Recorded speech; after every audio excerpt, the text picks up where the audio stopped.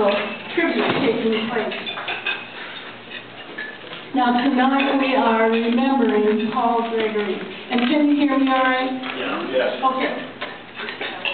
Paul Gregory was a resident of Desert Hot Springs for the past 51 years. And during that time he contributed so much to this city.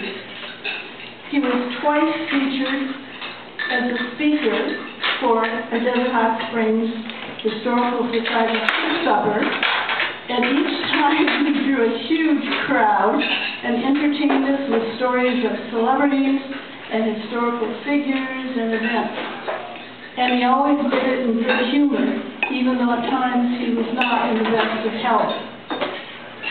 In 2008, Desert Hot Springs declared him a living treasure, a title he was really very pleased with.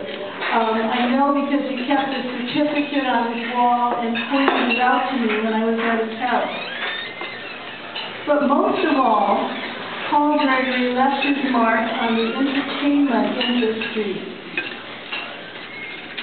leaving a legacy of Tony and Emmy Awards, a Pulitzer Prize for the King Mutiny Court-Martial stage play, as well as acclaim for producing the movie The Night of the Hunter, one of the best 100 movies ever made, according to the Smithsonian Institution.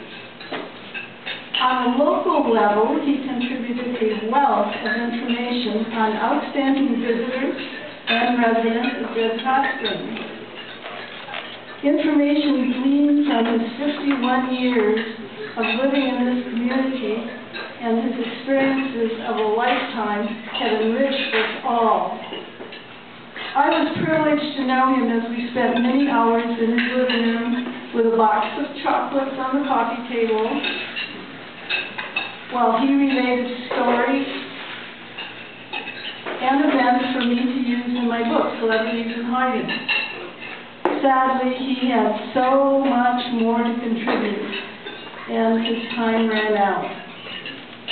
But tonight is a time for us to think about his legacy and to remember Paul Gregory. And we have several guests who came especially to do just that.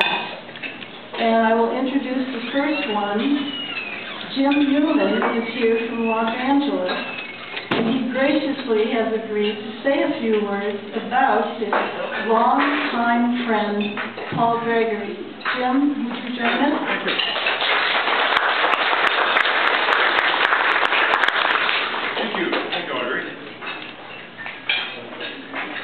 Thank you. Thank you, and good evening, everyone.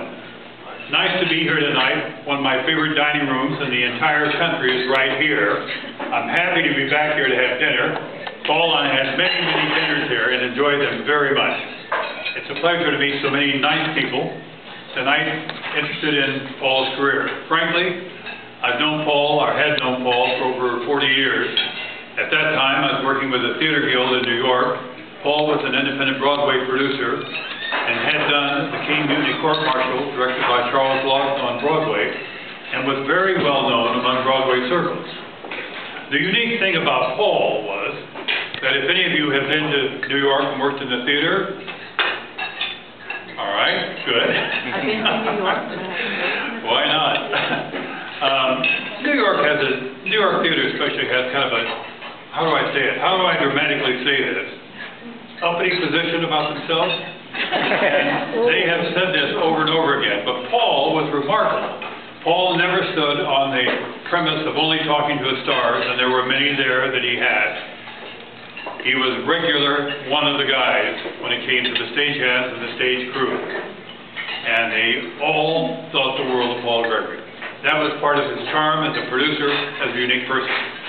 He actually established something which was very unique, was the first drama quartet, the third act of George Bernard Shaw's Man and Superman, being read as a concertized version.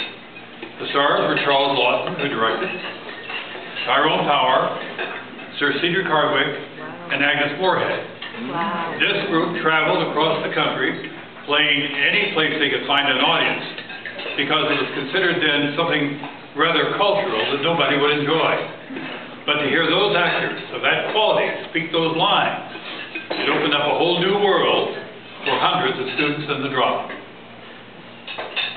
He was unique, unusual, soul-searching, competent, and most importantly of all, he brought something to the theater that no one had seen or heard before.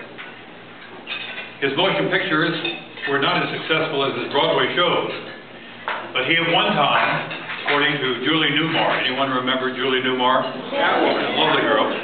Julie wanted Paul to meet, she by the way was in one of his shows called The Marriage Go Round on Broadway, and she wanted Paul to meet one of her friends, a writer by the name of Louis L'Amour. And I had known Louis for a number of years, and I know this to be a true story. Paul, in company with Julie, tried to talk Louis L'Amour into doing an opera of one of his Western novels. Now, those of you that have read Louis L'Amour, you don't first think of opera. It doesn't pop to mind, that type of thing. But it did as far as Paul was concerned. Inventive, creative, all part of the life. Paul and I also did one other thing. We would book his shows. When I left New York, I went back to my home in Kansas City and worked with a nationwide television service there. And Paul brought one of his shows through town that I booked with Joseph Cotton, and his wife, Patricia Medina. It was a lovely, lovely show, and Paul wanted me to meet someone that came along with him as a producer. Her name was Janet Gaynor. Paul, Janet, and myself had dinner one night. The next day I met Paul for lunch, and he and Janet were engaged. He worked pretty fast. And of course they loved being here in the desert. Desert Hot Springs to them was the Mecca of all places. And they mentioned it so often. I've often told this to, Audrey and I were talking about the other night on the phone. Paul was the best PR person that Desert Hot Springs could ever have. He believed in the city, its future, and the people who lived here. And he loved Desert Hot Springs. There was a big wind blowing one time I was down here.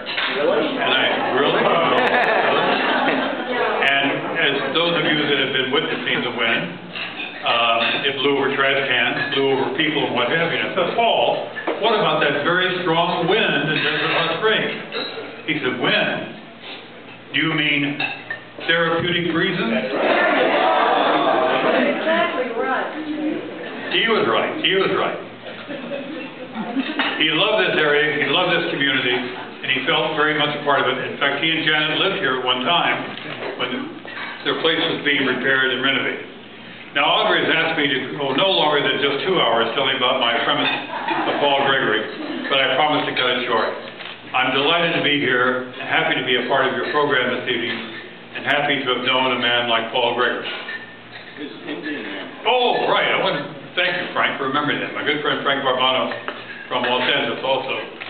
Paul and I had many fun conversations, and we shared another thing, very importantly to everyone here today, I'm sure.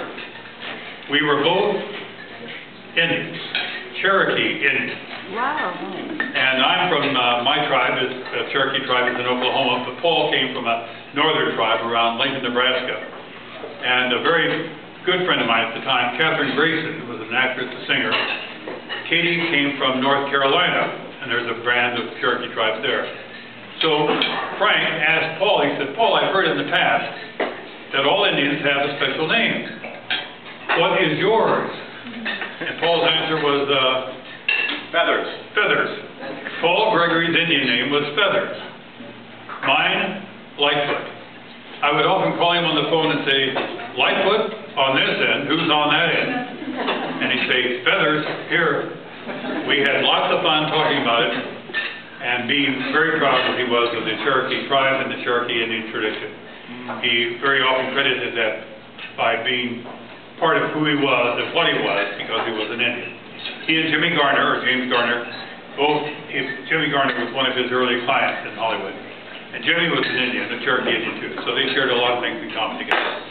Thank you for inviting me here. Have a pleasant evening. I look forward to seeing all of you soon. All right? Good night.